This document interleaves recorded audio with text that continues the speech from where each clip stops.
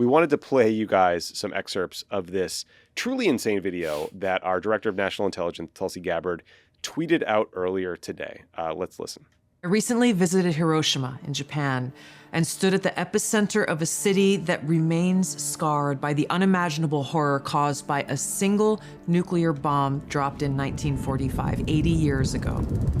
Yet this one bomb that caused so much destruction in Hiroshima was tiny compared to today's nuclear bombs. Just one of these nuclear bombs would vaporize everything at its core: people, buildings, life itself. And then comes the fallout. Radioactive poison spreading through the air, water, and soil, condemning survivors to agonizing deaths or lifelong suffering.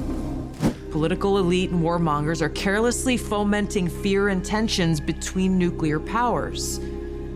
Perhaps it's because they are confident that they will have access to nuclear shelters for themselves and for their families. What the fuck? Didn't see that coming. What the fuck? So it's up to us, the people, to speak up and demand an end to this madness. We must reject this path to nuclear war and work toward a world where no one has to live in fear of a nuclear holocaust.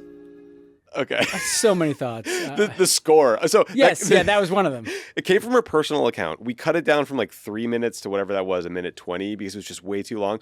But there was like no additional context. Like, is she talking about Iran? Is she talking about Ukraine? I share her desire to not live through a nuclear holocaust. She lost me a bit. Like, the elites all have bunkers, fallout shelters. Like what the hell was that? I don't know. Why is the DNI doing this? All right, I have thoughts here. Number one, if you and I end up in a white padded cell with no furniture and lights on 24 hours a day, the thing that will happen in that cell is that voice will be piped in with that score, and we'll go fucking out of our minds. We'll be like in a fetal position in the corner. That violin at the end, like. I will never unhear that. That's the first thing. Second, what is absolutely so fucking frustrating about the whole Trump milieu, right? From Maha to Tulsi to Trump to Bannon to Tucker, is they talk about this stuff. I agree-ish, I guess I do, with what she's saying. She's a part of administration that is going to spend more and more money building and modernizing nuclear weapons. Right. Part of an administration that has no arms control agenda to negotiate with the Russians and the Chinese to reduce nuclear weapons. Pulled out of a bunch of so treaties. they pulled out in the first Trump term of like the last remaining treaties, except for Obama's New START treaty with Russia. So they bank the credit for being like, isn't it crazy that we have these nuclear weapons and we have to live in this fear? When then they at the same time, they're the ones tearing up arms control agreements and spending trillions of dollars in nuclear weapons.